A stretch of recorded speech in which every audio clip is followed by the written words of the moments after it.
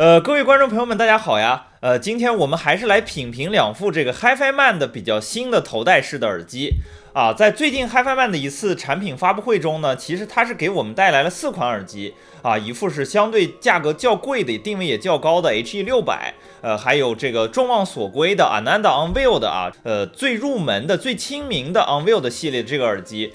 除此之外呢，其实还有2款耳机，一个是 Edition XV 和封闭式的 Audivina LE 这2款耳机呢，在这个 Ananda Onvio 的光辉之下呢，略显有一点点暗淡啊。但是我们经过一段时间的这个聆听和这个分析呢，我们觉得这2副耳机呢，在 Onvio 的系列的这么大火的前提之下，他们在其中还是有一些闪光点，或者说是 Onvio 的系列呢所不具备的一些特点，值得我们拿出来分析和品尝一下的。可能对于有些发烧友来讲，Onvio 的这个系列的耳机可能就不一定非常的适合您，可能是 Edition XV 和 Audivina LE 这款耳机会更加契合您的一个使用环境。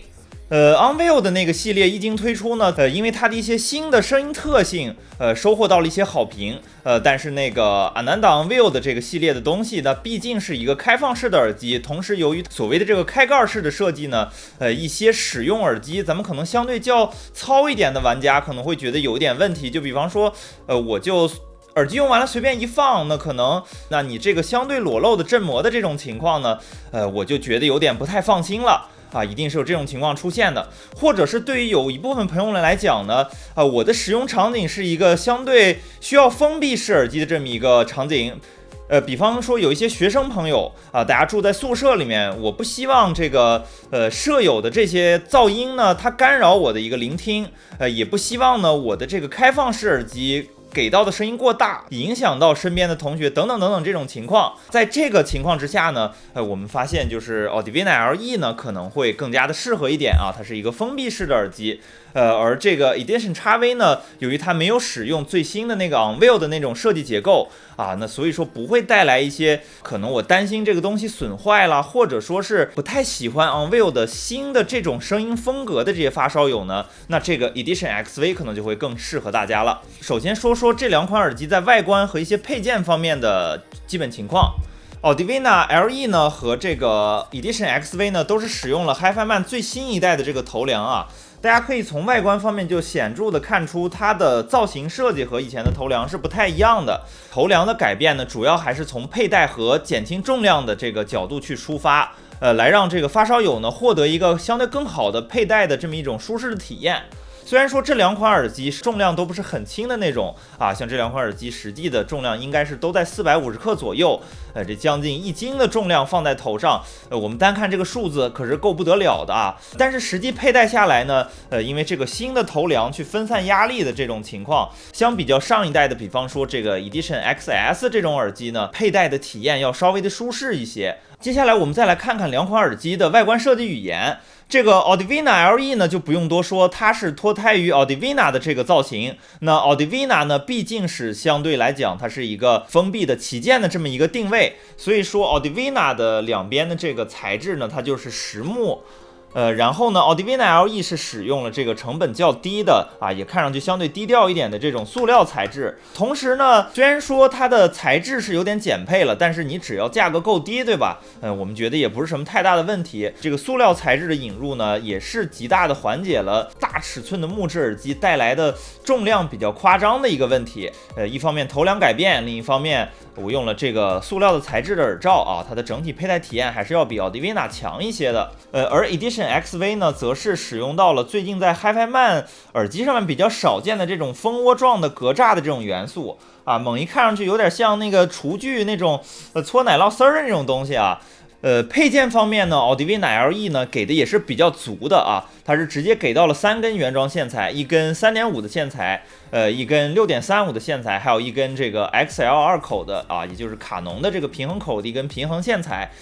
本身这款耳机呢，我认为它对于驱动的要求没有那么高相对来讲不是那种特别难推的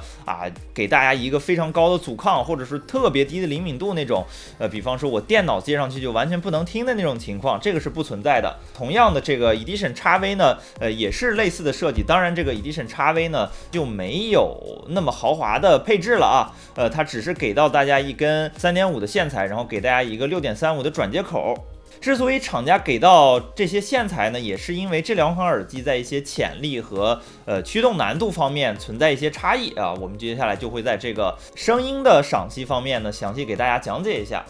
好，我们首先说一下这个 Audivena LE。实际上我们纵观市场呢，2000左右价位大家可选的封闭式的耳机还是不少的啊。森海有这个 HD620S， 或者说拜亚动力有这个 DT700 Pro X 等等等等啊，这些厂家他们有自己的一个封闭式的产品线。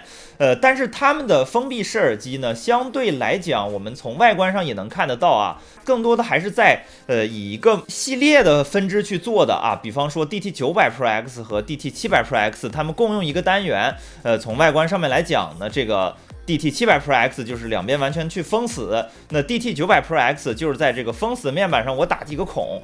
但是我们的这个 Audivena LE 呢，大家从外观尤其是正面去看的话呢，它这边是有明显的一个拱起的这个声学腔体的一个设计，这个腔体的设计呢，也就带来了一个更好的声场方面的一些体验吧。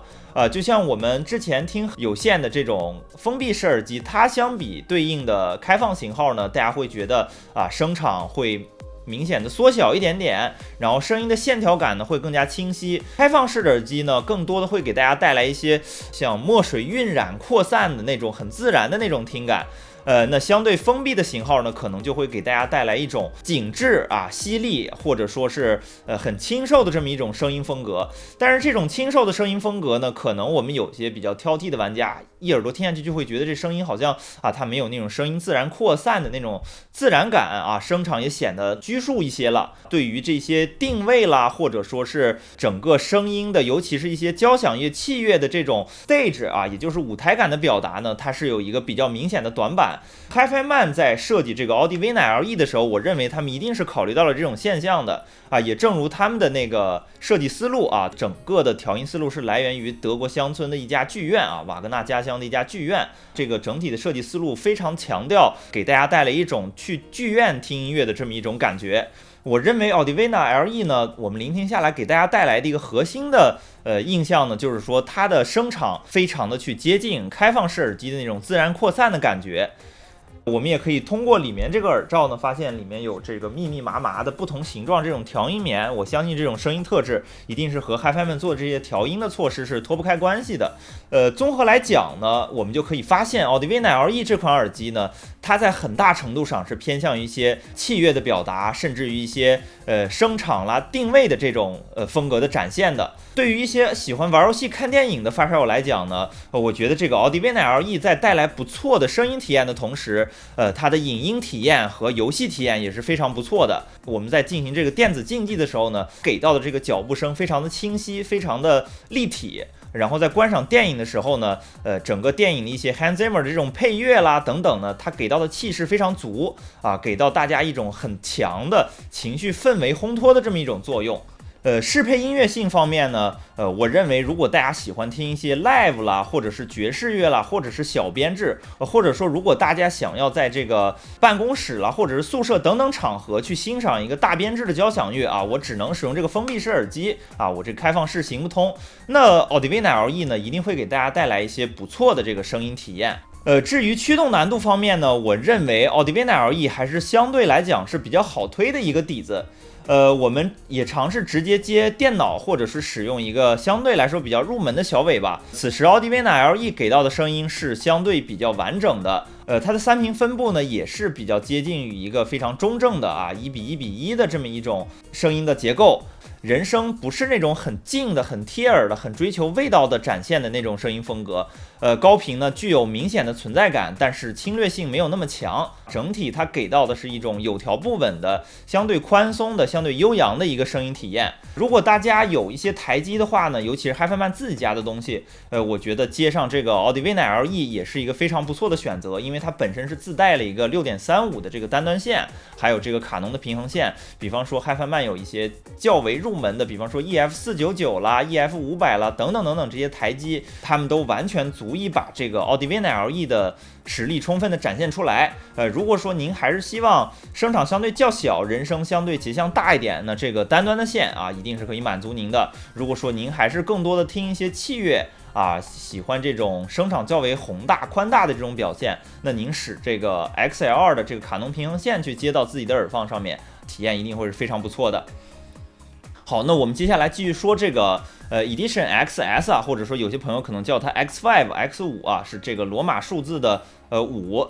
这款耳机呢，我认为它作为这个 Edition XS 的一个替代的或者说是后代的型号呢，解决了 Edition XS 上面很多的痛点的问题。像 Edition XS 这副耳机呢，我们之前也是进行过一个评测。它在这个1000多的价位里面，其实是一个很偏向于器乐的好手。但是呢，时过境迁 ，Edition XS 上面所用的这个振膜的技术呢，也相对比较老了。同时，这款耳机Edition XS 呢，它对于前端的要求还是相对较高。我们试过这种电脑直推啦，或者是使用这个小尾巴直推啦，它给到这个声音相对来讲就不那么健康，不那么完整了，会能听到比较明显的毛刺感啊，也就是推力不足，然后音量强行打高之后，这个声音有点失控发飘的这种情况啊，它对于前端的要求其实会有点太高了。但是本身这个耳机嘛，它价格又比较便宜，可能我随便上一个好点的前端又比本身这个耳机的价值高很多。那这个 Edition XV 呢，我认为还是很大程度上解决了 Edition XS 上面存在的这些痛点。一方面它使用的是这个新的超纳米振膜啊，也是第2世代这个超纳米振膜，它是要比上一代的那个超纳米振膜薄很多的。这种薄的振膜呢，会给大家带来更加清晰的也就是细节更多的这种声音体验。同时 Edition XV 呢，阻抗有所下降，从参数上来看下降的不多，但是实际体验下来，这个 Edition XV 它对于前端的宽容性就要高得多得多了啊！我们直接把这副耳机插到电脑上面，或者说是您有一个不错的小尾巴啊，基本上就可以把这副耳机的潜力发挥的七七八八了。这个 Edition XV 呢，也是一脉相承了 Edition XS 的声音的底子啊，它也是比较偏向于一些声场啦，或者是器乐的音色的表达，但是它对于一些高频的毛刺呢，是有经过了明显的削弱的，这也就带来了一个特质，这副耳机就不太容易出现大家聆听某些可能录音水平稍微差那么一点的音乐的时候啊，这个声音就炸毛飞翅啊，非常失控的这种情况，这种是不太容易出现了。也就是说，如果您不太喜欢这个声音发刺发干，那这个 Edition XV 呢，是在很大程度上能满足您这种听感的。同时呢，得益于 Edition XV 它开放式的设计和较为偏向于声场的一个调音理念，这副 Edition XV 呢也是一个演奏器乐的好手啊。我们之前也是试了几首这个交响乐，包括巴赫了或者贝多芬等等的作品，还有一些爵士乐的展现，这个 Edition XV 呢都可以说是驾轻就熟。所以说，如果您的使用场景呢，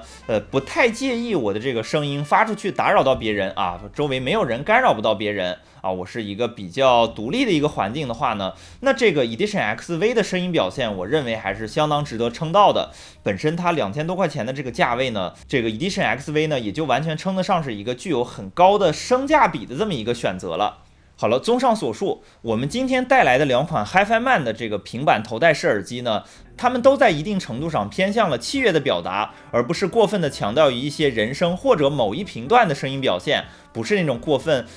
妖娆讨好的那种声音。它们在一定程度上还是遵循了相对还原、相对偏向于器乐表达的这种声音风格的。那 Audivine LE 呢，它还是很大程度上考虑了不同前端的适配的这种问题。无论大家是使这个电脑直接直推，或者说您想充分的发掘这副耳机的潜力，您使一个大推力的前端去给它接上去听，都能让这副耳机呢，有一席之地。而 Edition XV 呢，则更大程度上的面向于一些入门的，我手头可能也没有那么高水平的前端，但是我又非常喜欢一些音色啦、器乐啦、声场的表达的这种发烧友。那这个 Edition XV 呢，我们认为它在当前价位来讲，还是一个非常优秀的器乐好手。同时这2副耳机呢，之后也是会在我们上海原声带的实体店来进行一个出样。大家如果对这2副耳机感兴趣的话呢，不妨您是线下来试听一下。我觉得这2副耳机呢，还是有非常多的闪光点值得大家去挖掘。好，我们本期视频到此结束，谢谢大家。